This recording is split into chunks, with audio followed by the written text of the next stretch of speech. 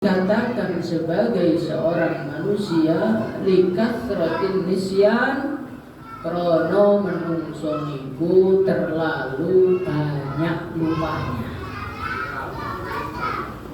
Hadirin ingkang kula mulyakaken, apapun yang berkaitan dengan manusia, pada akhirnya manusia ini melupakannya.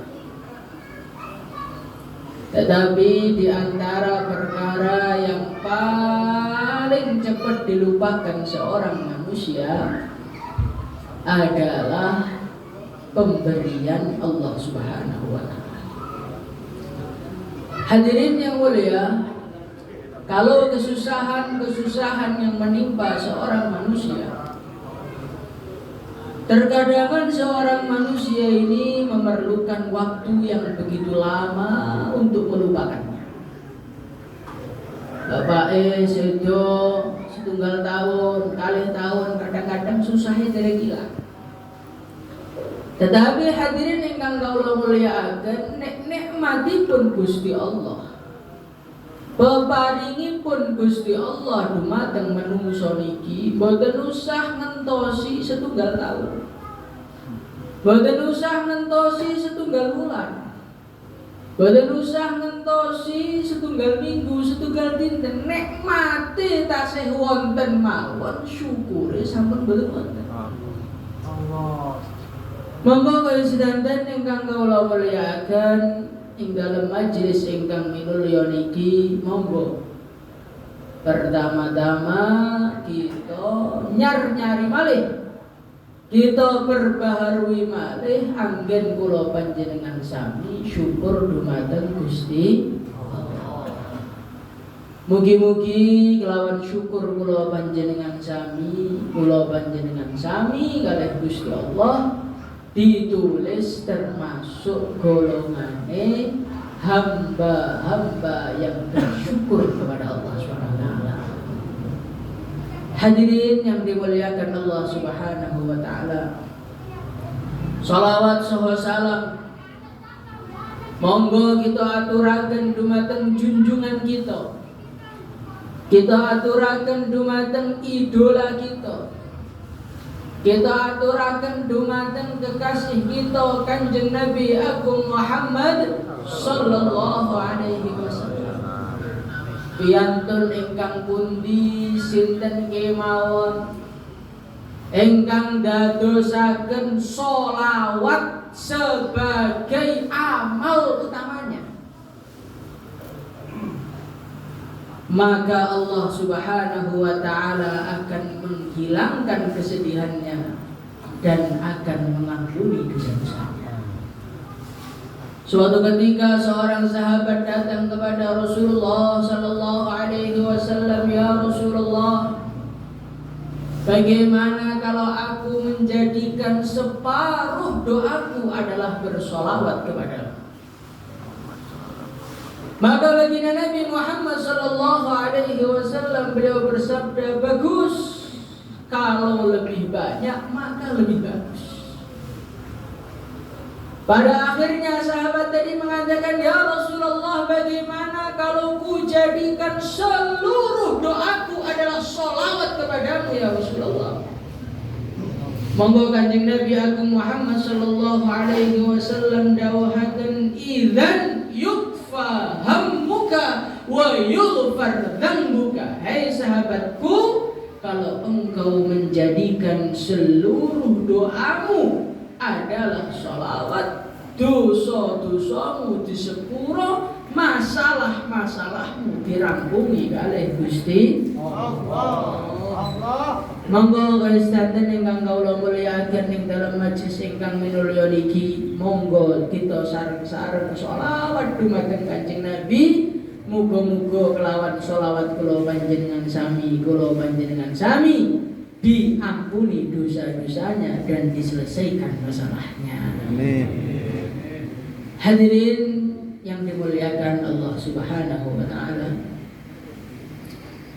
suatu ketika wonten setunggalipun sahabat niki sowan dumateng Kanjeng Nabi Agung Muhammad sallallahu alaihi wasallam.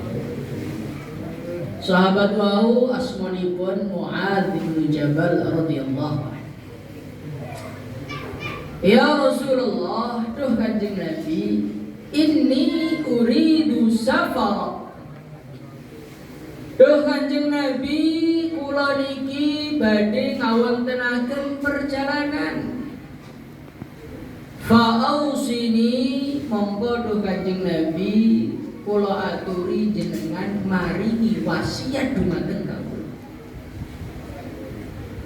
Hadirin ingkang kawula mulyakaken, maka Rasulullah Shallallahu Alaihi Wasallam memberikan kepada beliau pesan-pesan yang begitu penting.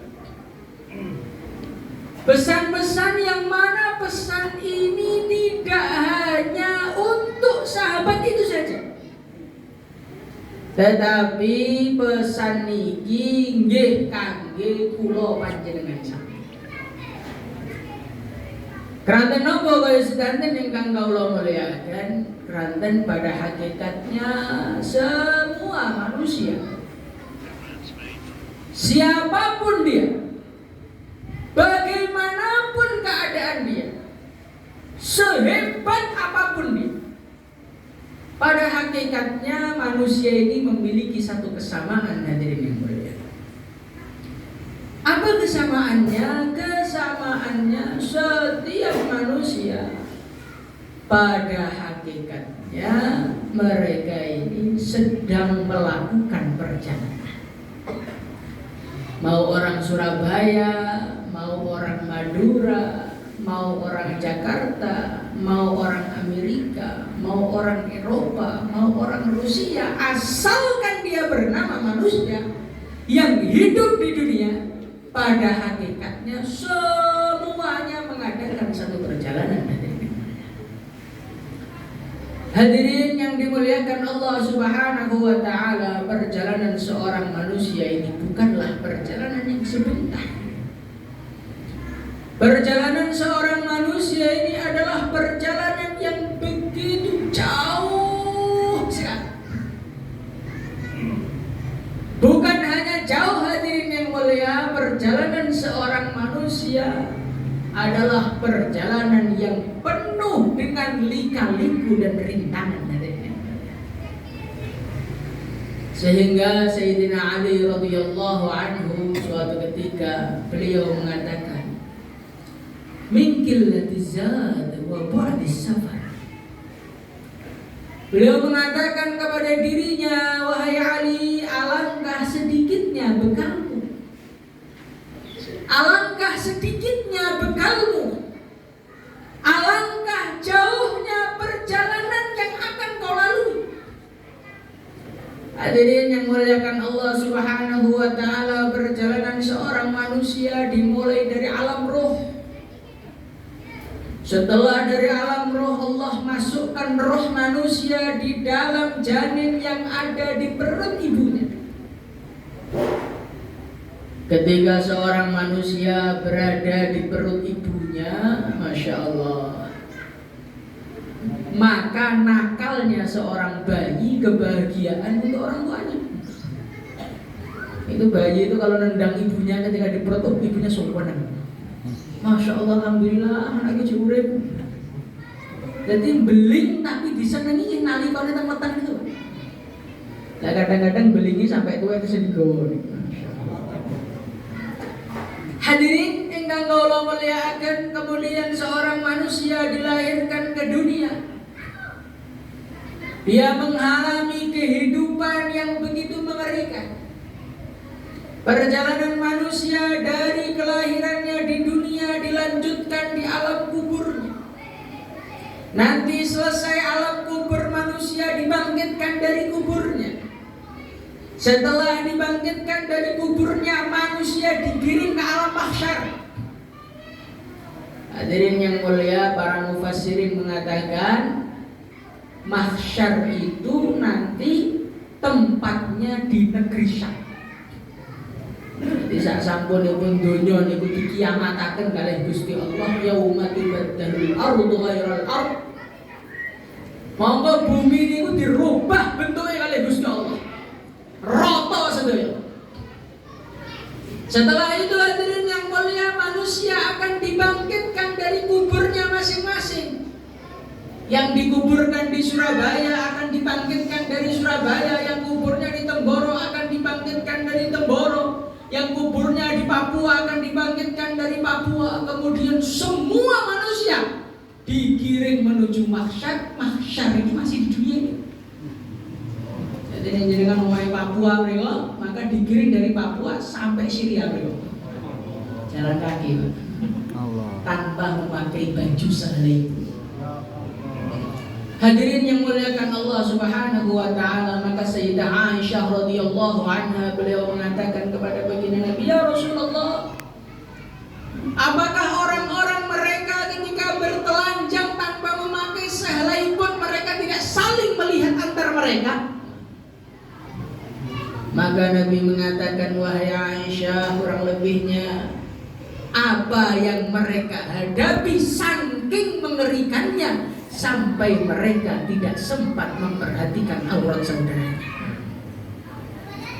Hadirin yang muliakan Allah Subhanahu wa taala, nanti di mahsyar sana seorang manusia dihadapkan kepada Allah, dihisab oleh Allah satu persatu, dihisab oleh zat yang betul-betul tahu sedetail-detailnya mengenai kita. Niat buruknya, rencana buruknya, semuanya Allah tahu. Sehingga dikatakan dalam satu hadis, ada seorang hafidz Al-Quran didatangkan kepada Allah Subhanahu wa ta'ala, maka dia ditanya, "Hai fulan, kamu dulu baca Quran niatnya untuk apa?" "Ya Allah, saya baca Quran hanya semata-mata karenamu." "Ya bohong kamu. Kamu baca Quran biar dibilang sebagai orang yang bagus suaranya, seret malaikat ke neraka." Ada seorang mujahid, bukan hanya dakwah 4 bulan, terputus lehernya di jalan Allah. Kadang-kadang ini baru 4 bulan perasaannya paling korban dengan alam dunia. Allah.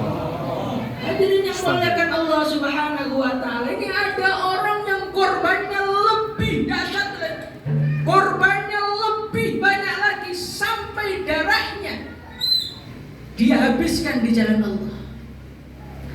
Maka Allah Subhanahu wa ta'ala bertanya, "Hai fulan, kamu berjuang sampai titik darah penghabisanmu itu untuk apa?" "Ya Allah, aku berjuang semata-mata karena Engkau ya Allah." "Bohong kamu.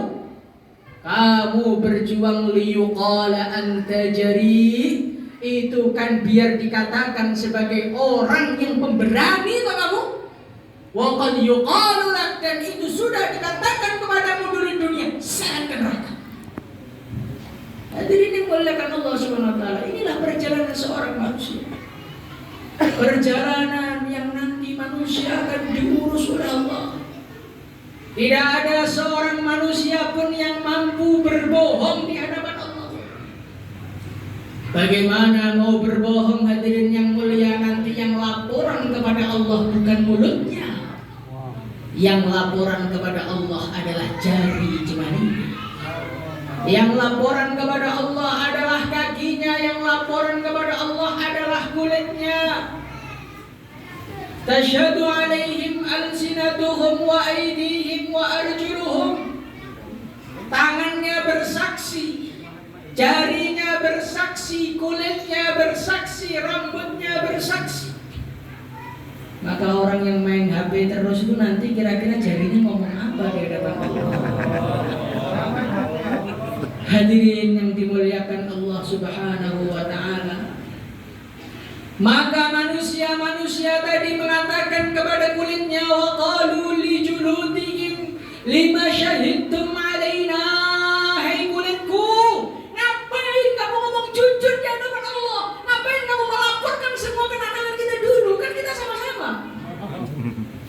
Qalu antaqana Allahu alladhi antaqa kulla syai' wa huwa khalaqakum awwala marrah. Maka kulit hanya mengatakan, "Wahai fulan, bagaimana aku mau diam? Yang memaksaku berbicara, yang memaksaku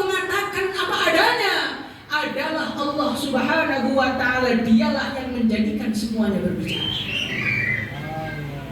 Ini boten dongeng Pak, niki lah perkawis ingkang badhe dihadapi setiap per individu manusia.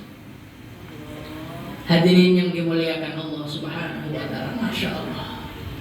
Nanti di akhirat ada orang yang nasibnya mujur.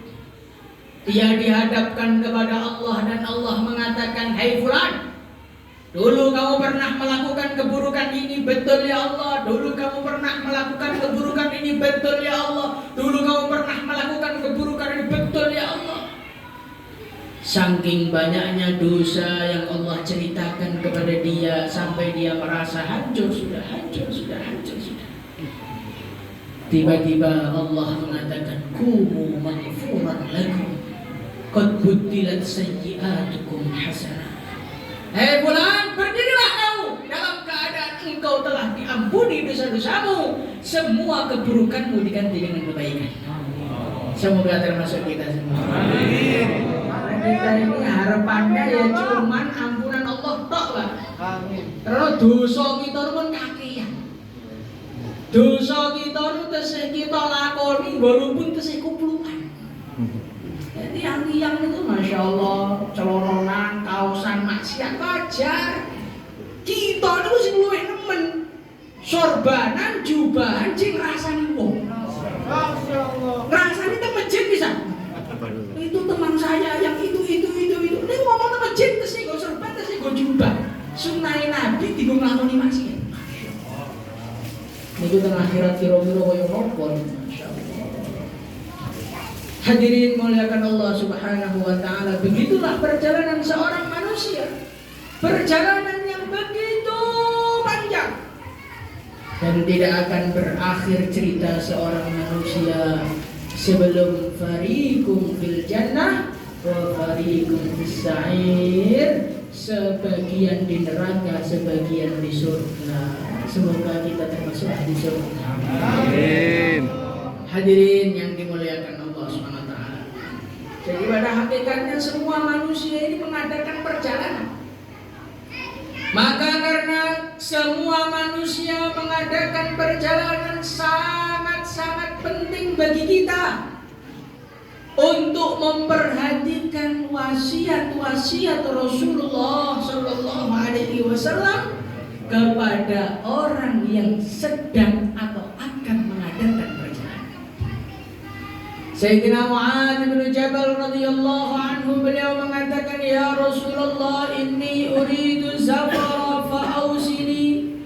Wahai baginda Nabi, sesungguhnya aku hendak mengadakan perjalanan.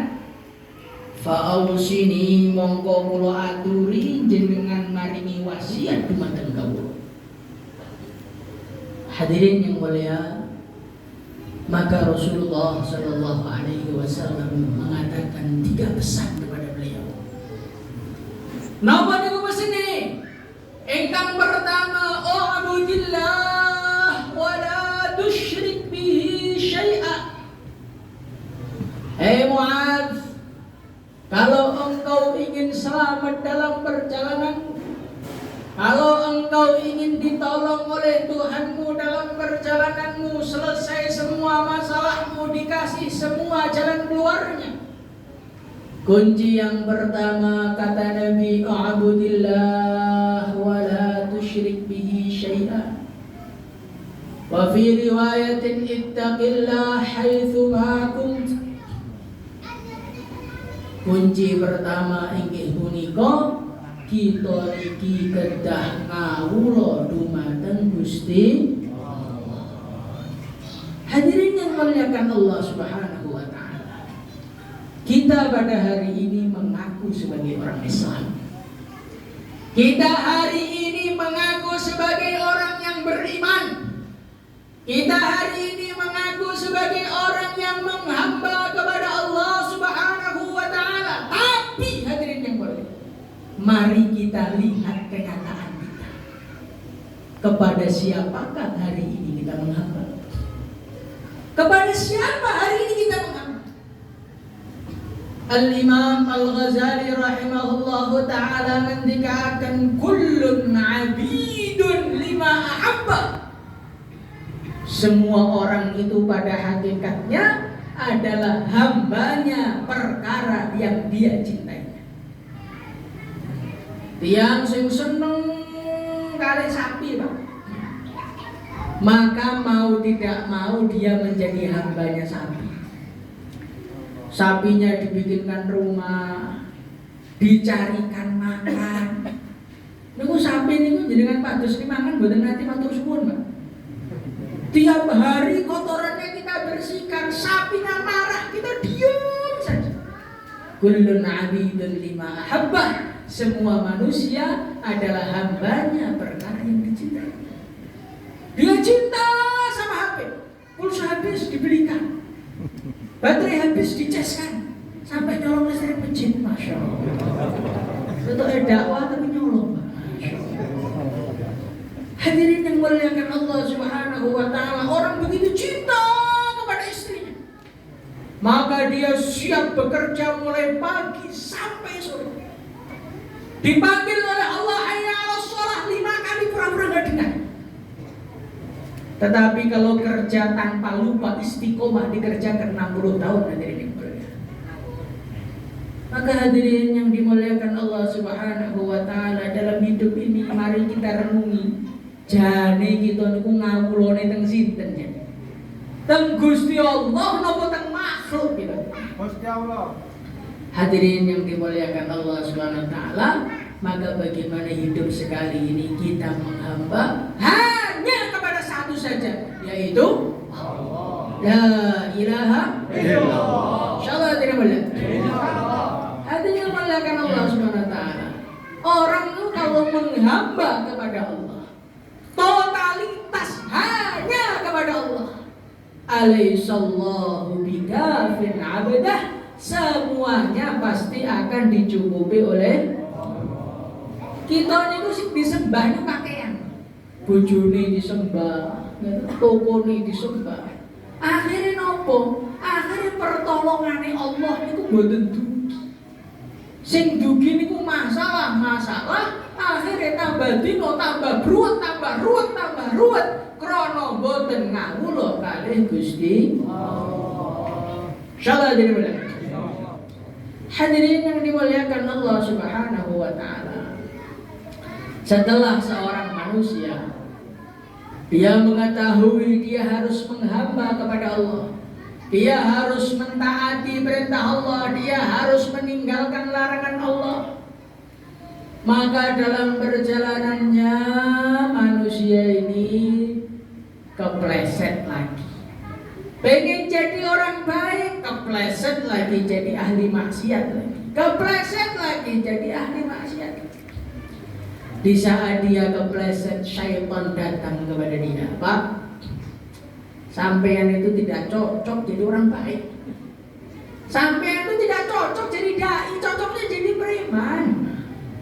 Sampean udah nyoba mau dakwah gagal terus, itu menunjukkan sampean nggak bakal jadi orang baik. Sudah, sekalian aja jadi orang jelek.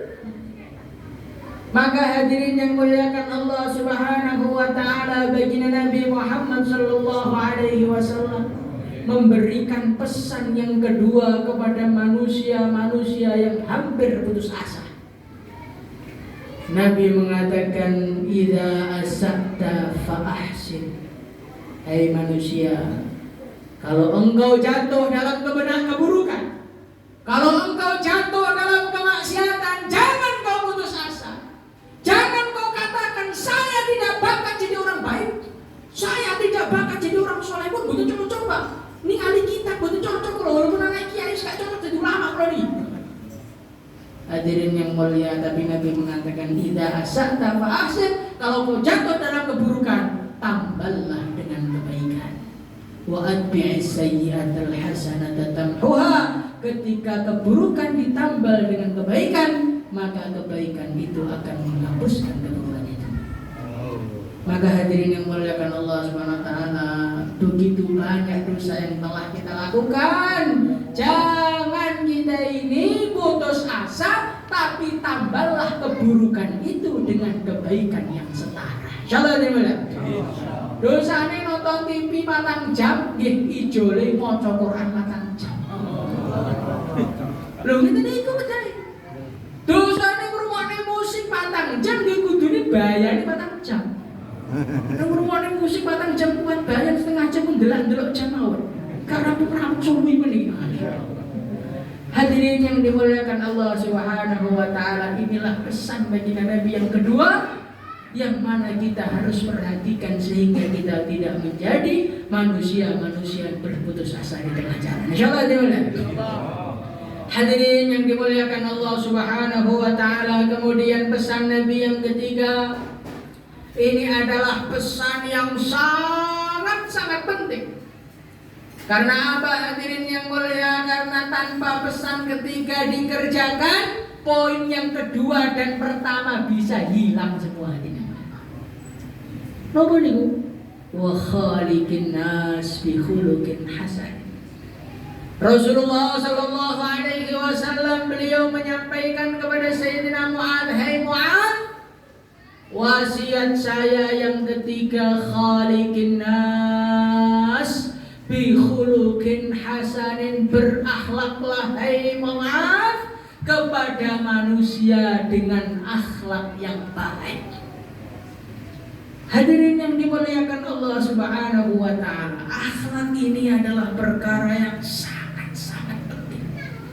Perkara yang sangat penting. Kenapa hadirin yang mulia? Tanpa adanya akhlak hilanglah semua ibadah kita hadirin. Suatu ketika ada seorang, dia dilaporkan kepada Rasulullah sallallahu alaihi wasallam. Ya Rasulullah, ini ada seorang perempuan tusalli fil laili wa tasumu fin nahar. Dia kalau malam sholat semalam suntuk, kalau pagi puasa sampai maghrib. Tapi dia selalu menyakiti tetangganya ya Rasulullah. Maka Nabi mengatakan hiya finnar. Hadirin yang muliakan Allah Subhanahu wa taala, saat ini kita pentingnya amal, saking pentingnya amal sampai lali pentingnya akhlak. Padahal hadirin yang mulia, kata para ulama, akhlak itu seperti wadah. Amalan yang lain itu seperti air.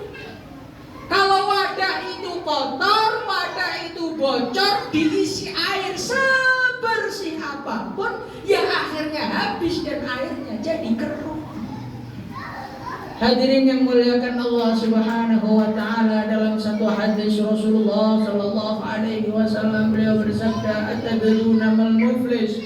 Hai para sahabatku, apakah kalian tahu orang bangkrut itu siapa? Maka para sahabat niku matur, ya Rasulullah, orang bangkrut adalah orang yang enggak punya duit. Nabi mengatakan tidak. Al-muflisu min ummati man ata yaumal qiyamati bi salatin wa siyamin wa zakatin. Orang yang bangkrut dari kalangan umatku adalah orang yang berangkat ke akhirat membawa pahala sholat, membawa pahala puasa, membawa pahala haji. Hadirin yang mulia, pahala itu kalau sampai dibawa ke akhirat berarti ngamalin itu ikhlas. Enten yang amal ikhlas tapi elek akhlaki, syatama hada, dia mencaci orang, wa daraba hada, mukul orang, wa safaka dama hada. Akhirnya apa yang terjadi? Semua orang yang disakiti menuntut tindak balas kepada dia. Wan, dulu bapak telah menjelekkan saya nggak terima, minta pahalanya, kasih pahala 4 bulan. Bapak, saya ini dulu pernah bapak hina, bapak katakan saya sesat, bapak katakan saya pemecah belah umat, gak terima, minta pahalanya, kasihkan pahalanya. Akhirnya ganjaran tak resik mboten turah babar bisa.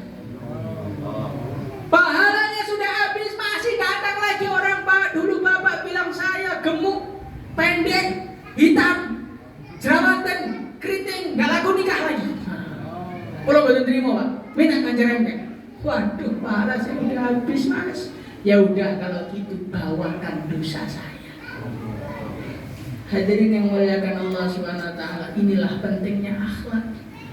Pentingnya akhlak bukan hanya kepada manusia, kepada hewan pun kita harus berakhlak kepada mereka. Insyaallah dimana? Rasulullah sallallahu alaihi wasallam ngendikaken dakhalatil mar'atu an-nar fi hirratin habasat. Ada seorang wanita masuk neraka gara-gara apa? Gara-gara kucing. Guru-guru kucing mlebu neraka. Kucing habasat dia kurung, dia nggak ngasih makan, dia nggak melepaskan, akhirnya kucingnya mati. Yang mati kucingnya, yang masuk neraka yang punya hati. Maka hadirin yang muliakan Allah Subhanahu wa taala, kita hidup sekali di dunia ini, bagaimana kita perbaiki akhlak kita. Insyaallah dimana? Akhlak kepada orang tua kita, Masya Allah, penting sangat kita. Kita ini hidup di zaman manusia tidak menghargai orang tuanya. Pakai mati sepenting dikubur, boten ditahlilne, boten diselametne, boten diauli, boten dilingan, wis bar sing penting lemahmu tanggoyo-oyokan. Hadirin yang muliakan Allah Subhanahu wa taala, ini namanya anak yang durhaka kepada orang tua. Ini adalah dosa yang terbesar setelah orang tidak beriman kepada Allah Subhanahu. Jadi dosa terbesarnya manusia setelah tidak iman kepada Allah itu tidak punya akhlak. Uququl walidain, ini tidak adanya akhlak bagi seorang anak kepada orang tua. Maka hadirin yang muliakan Allah Subhanahu wa taala, kita harus buat baik sama orang tua kita. Kalau orang tua kita sudah meninggal dunia, kita harus buat baik dengan mereka. Bikin tahlilan untuk mereka, bikin amalan-amalan untuk mereka, dihadiahkan kepada mereka. Sebagaimana Rasulullah Shallallahu Alaihi Wasallam ditanya oleh seorang sahabat, ya Rasulullah, inna ummi qad iftulitat. Sesungguhnya ibu saya ini mati mendadak ya Rasulullah, dan saya yakin kalau ibu saya hidup sewenang kalau sedekah. Afa atasaddaqu anha? Ya Rasulullah, apakah aku boleh bersedekah untuknya? Sedekahlah. Kita ini jadi anak, ibu ini meninggal dunia, bapak ini meninggal dunia, selamatan. Dia nih, kangge tiang sepai. Insyaallah ya.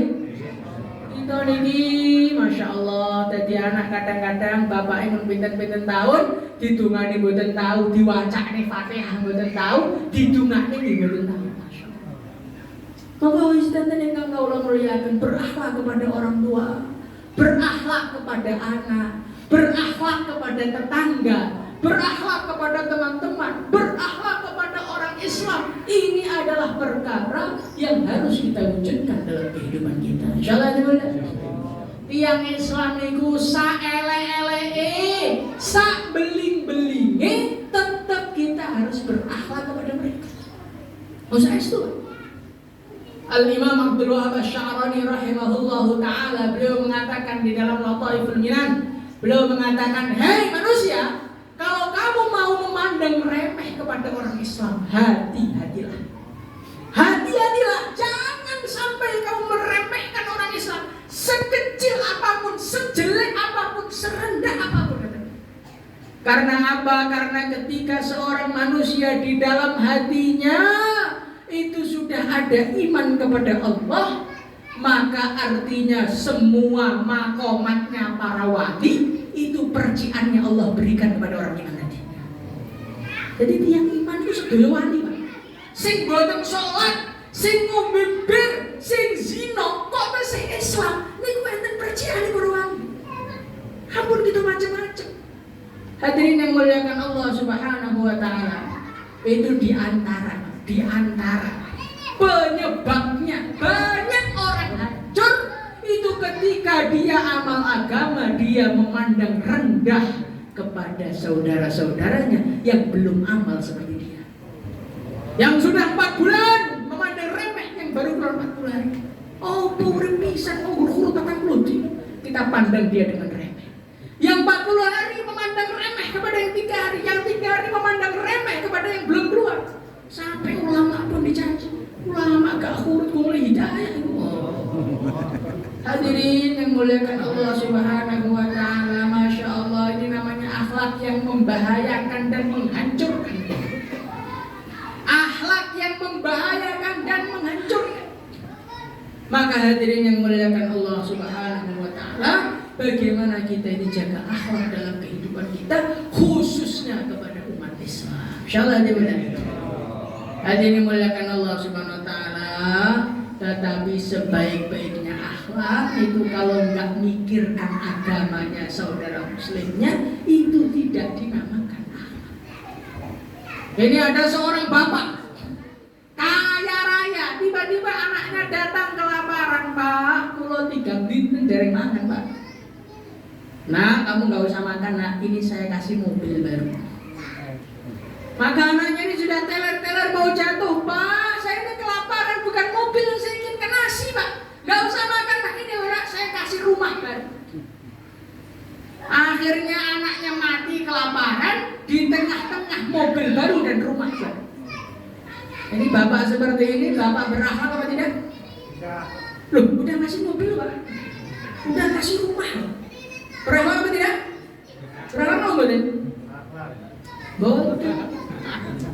Keranten apa? Keranten perlu nih anak ini ku mangan, boten mobil. Begitu juga hadirin yang mulia, anak kita perlu surga, bapak kita perlu surga, ini apa boten? Istri kita perlu surga, tetangga kita perlu surga. Maka anak kok dikasih makan, kasih duit, sekolahkan, gak dikenalkan kepada Allah, niki hakikatnya bapak sing paling tego sak dunia. Dia mendorong anaknya ke neraka pelan-pelan sambil tersenyum. Maka hadirin yang muliakan Allah SWT, tiang kok boten berjuang, tiang kok boten mikirne tonggone, boten mikirne dulur Islame, boten mikirne agamane putrane, agamane garwane, agamane tiang kampunge, agamane umat menungso sak donya, mengke teng akhirat masalah itu. Al-Imam Al-Ghazali rahimahullahu ta'ala ngendikaken ing dalam kitab Ihya, umpama ning pojok dunya, katakanlah di Papua, pojoknya Indonesia, ada satu orang tok yang dia tidak kenal agama, dan kita tidak datang ke sana untuk mengajari agama, atau mengirim orang ke sana untuk mengajari agama, atau mikirkan bagaimana biar ada orang yang sampai ke sana, kita duduk manis di sini, kita ngamalkan agama, tapi kita mendapatkan dosanya orang yang ada di bawah.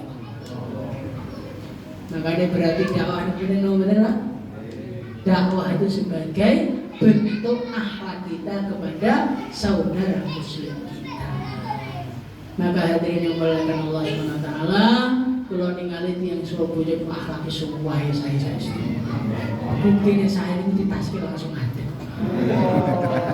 Bener. Ditaskil guyu gak gelem ngadeg itu akhlaknya belum saya. Hadirin yang muliakan Allah Subhanahu wa taala, ini ada orang meminta, Pak, kula nyuwun tulung. Kita mampu tapi kita enggak menolong. Nah, akhlak baik mboten? Ya kula niku nyuwun tulung dumateng rencang-rencang Surabaya niki, terus pundi umat Islam dipikirne sedaya kelawan jenengan medal sekawan bulan. Insyaallah dimulai. Maka yang niat 4 bulan, 40 hari silahkan daftarkan nama Allah.